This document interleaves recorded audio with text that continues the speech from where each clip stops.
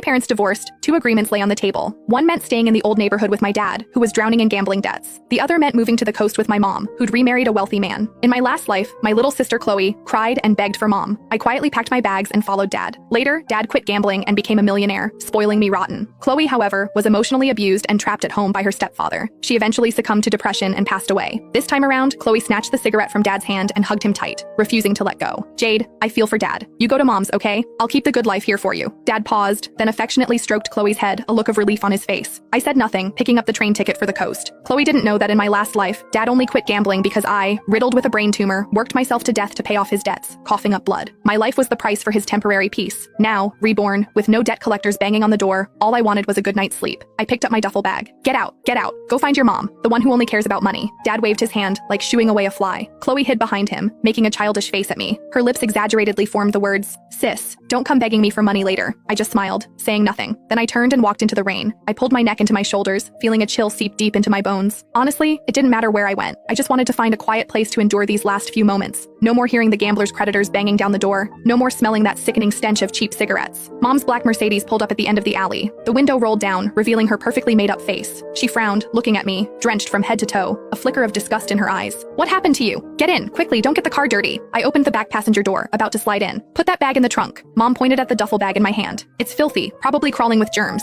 I paused, but I still obediently closed the door and put the bag in the trunk. Back in the car, I huddled in the corner, careful not to touch the luxurious leather seats. The heater was on full blast, but I still felt cold. "Jade, once we get there, you need to be sensible." Mom drove, glancing at me in the rearview mirror. "Your stepfather doesn't like noise. Don't leave your room unless you have to. Eat quietly, and don't drag your feet when you walk. And never mention your dad. He's bad news." I looked out at the rain streaking past the window and nodded. Got it. The familiar spike of pain lanced through my head again. My vision blurred for a second. I reached up and pressed my forehead. "What's wrong?" Mom asked, her tone laced with impatience. "Nothing, just car sickness," I said. "So delicate," Mom scoffed. "Just like your dad." I closed my eyes, swallowing back the metallic taste of blood that welled up in my throat. Next time, no way I'm signing up for this again. The drive took 5 hours. By the time the car pulled into the hillside villa community, it was pitch black outside. Though ablaze with lights, the whole place felt eerily dead. "We're here." Mom parked the car, touched up her lipstick, and took a deep breath. She was shifting gears, transforming from the sharp-tongued woman she was with me into a sweet, devoted wife. "Get out of the car. Remember to call him Mr. Henderson." I followed her inside, still carrying my duffel bag. A man sat on the living room sofa, a blanket over his legs, a book in his hand. He looked up when he heard us.